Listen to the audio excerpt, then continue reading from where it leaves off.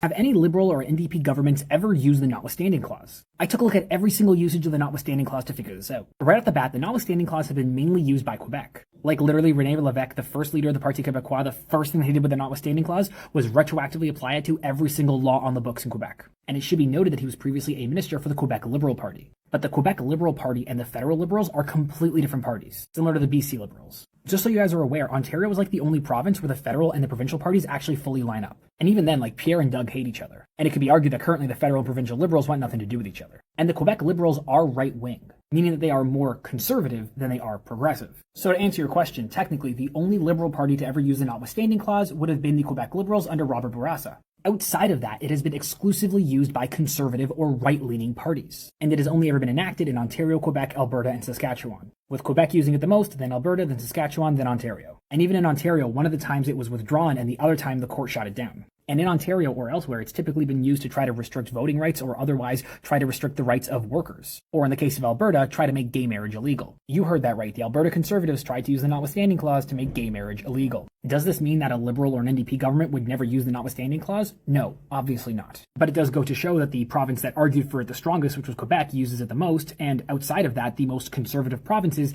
tend to use it the most. And when they use it, it tends to be used not in favor of the people, but instead to override their rights, usually to the detriment of the majority of the people in the province. Do you think there's ever been a justified use of the Notwithstanding Clause? Let me know in the comments down below.